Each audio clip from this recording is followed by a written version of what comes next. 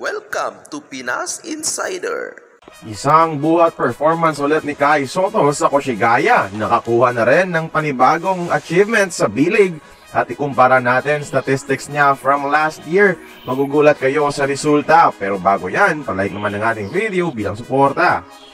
Kai Sotto mga idol, di pa tapos ang pamamayagpag sa bilig after ng Gilas performance.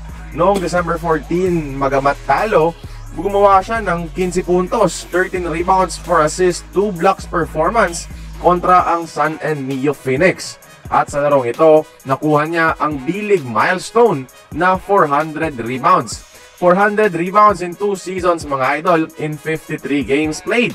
Nakuha niya rin ang kanyang ika-60 na career block sa Japan B-League career mga idol.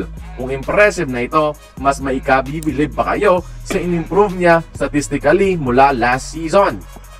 Last year mga idol, para sa Yokohama, meron siyang 434 total points, 217 total rebounds, 18 total assists, 37 total blocks, 9 total steals at tanging 3 beses lang nakabuena mano sa 3 points sa 10 attempts, making it 30% sa 3-point field goal.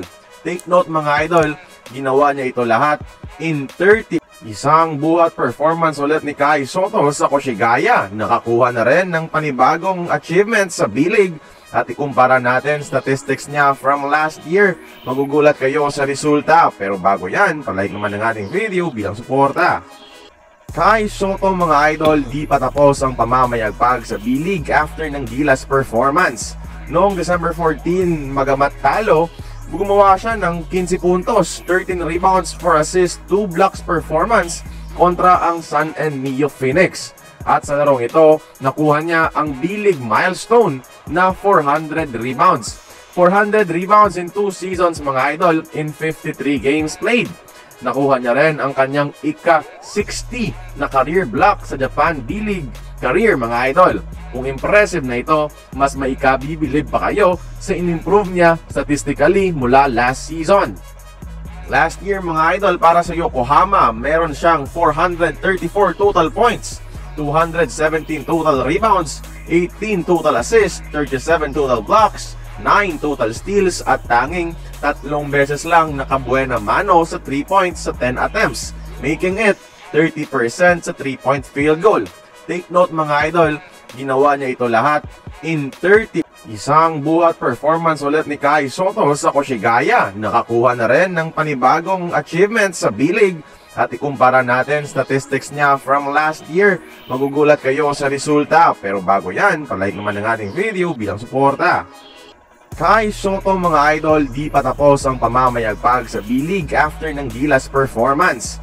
Noong December 14, magamat talo, gumawa siya ng 15 puntos, 13 rebounds, 4 assists, 2 blocks performance kontra ang Sun and Neo Phoenix. At sa larong ito, nakuha niya ang bilig milestone na 400 rebounds. 400 rebounds in 2 seasons mga idol in 53 games played. Nakuha niya rin ang kanyang ika-60 na career block sa Japan B-League career mga idol.